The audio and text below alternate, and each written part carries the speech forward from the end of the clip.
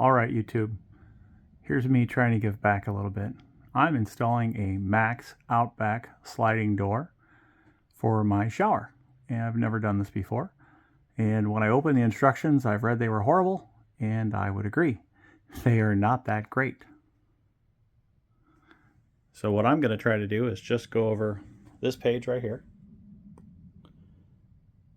and kind of show you the numbers and what they look like.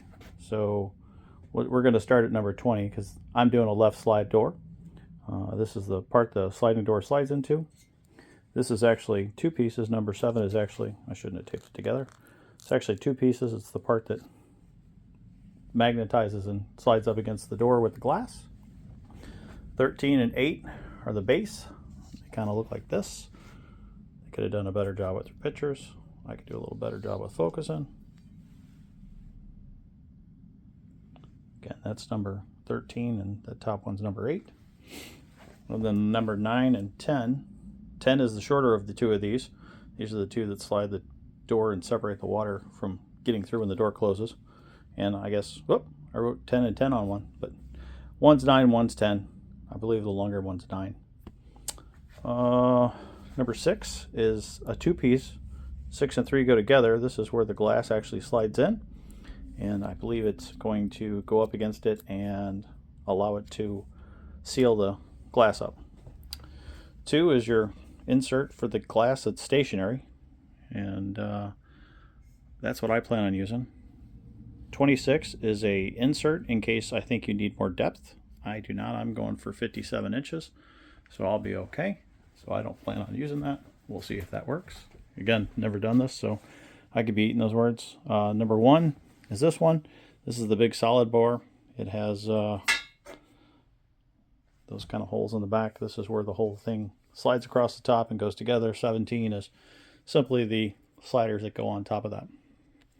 And then I'll move into the bathroom and we'll take a look and see how I've gotten. This will be where I'm installing it. Again, I'm doing a left sliding door. I haven't caulked anything yet. I still need to get some trim up. And quite honestly, this has been a year in the making. So I'm not a fast mover at all. But let's begin. So I've pre-drilled my 4 holes to install the primary bracket that holds the stationary side of the door in place. I am not using the filler bracket and I don't believe I'm going to need it. I then installed the bracket with the 4 screws provided and firmly attached them, but not overly screwed them down. I did caulk the backside as well. That's required. And you come back in and caulk everything at the end according to the instructions. And if you don't know the little soap trick, you come back in with a soapy finger, just a little bit of soap, and you can wipe any excess caulk off the back. I'll come back in and caulk this when I'm done installing it. Moving on to installing the stationary portion of the window. I applied silicone to the bottom right there per the instructions. And then I inserted part number 3 because on the outside I won't have access. I got a real narrow cavity here. And then once I put the window in, part number 6 will come in and hold the window. So I'm gonna go grab that and get that in place. Well, there you go. The first portion is in, the stationary portion. You can notice that these stick up a little bit. So you can see this is the smaller one. The bigger kind of J channel was on the other side. If you don't pay attention, you'll do what I did, which is have it hang in and you can't get the glass pushed all the way in. So you just got to pull it up a little bit when you put it in. It's supposed to be a 2-person job anyway. And so there you go. That portion's done. Now I think moving on to the top. So I temporarily put up the top crossbar because they say cut 1 3/8 inches less than what the total is for the top. And I don't know if that would be too much in this case. It looks like this goes inside of the bracket, which I don't currently have on there. But this should essentially go in here and screw in right here, of course, once it's level. And then that box fits around it. This guy right here. It's got the two things that goes up like that, and then that slides in and screws to there. Once I get everything leveled and organized, I will start up again. So I put up some trusty old painter's tape. I've made a square around where this section goes, and then I will drill this to fit this mount in there. So I'll cut this just shy, like 1/8 of an inch more than what I need here, and that should do me just right, and then I should be able to put that together and move on. I would like to point out that these are cammed, and that the dot here indicates the bottom, so the thicker side of the cam.